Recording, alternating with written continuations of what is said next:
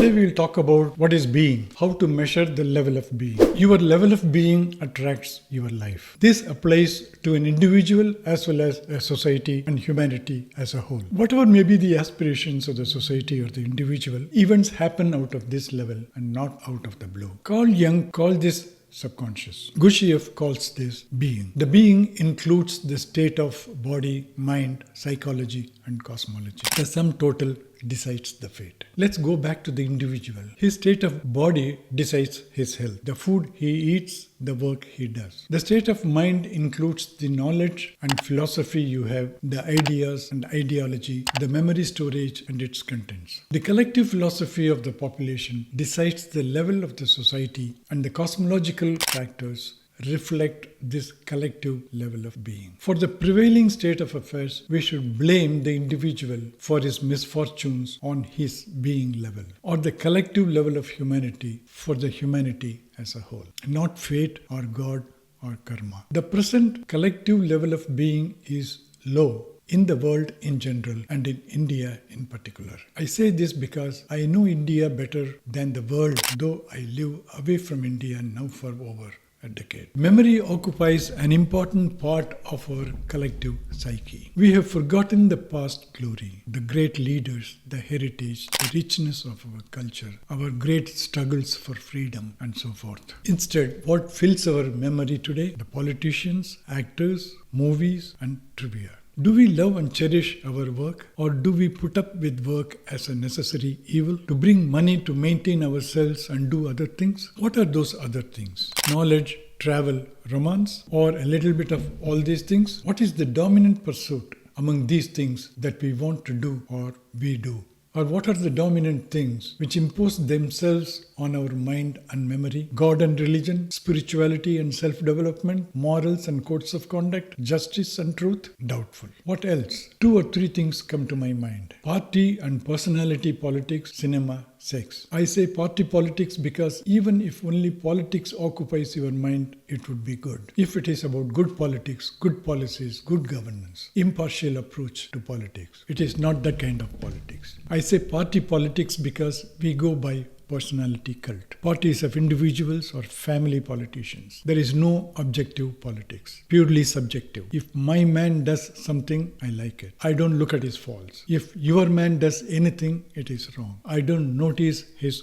good points. This is the kind of politics we indulge in. We have politics at international and national levels. We have politics at individual family levels too. But the basic approach is the same. We understand the false promises given at the time of elections, the money for vote practices, the misdoings after coming to power, and every other form of corruption. We forget and forgive all this. We even justify them, saying every party does it. But our basic principles remain the same. Next comes sex. Not necessarily in that order. Sex is the ultimate reward for politicians and movie actors. Even money and power come next, as they are only the means to get this end. The pursuit of sex appears endless, openly or on the sly. Both politicians and actors want to be seen as ordinary individuals, successful but humble and polite. They fake interest in ordinary man's preoccupations of family, morals, societal norms, all the while operating outside it. But sex occupies the minds of not only these 2 categories, but also the common man. A man who is incapable of doing it anymore tends to control sex of the younger generation, tends to use arguments of morals, customs, and more.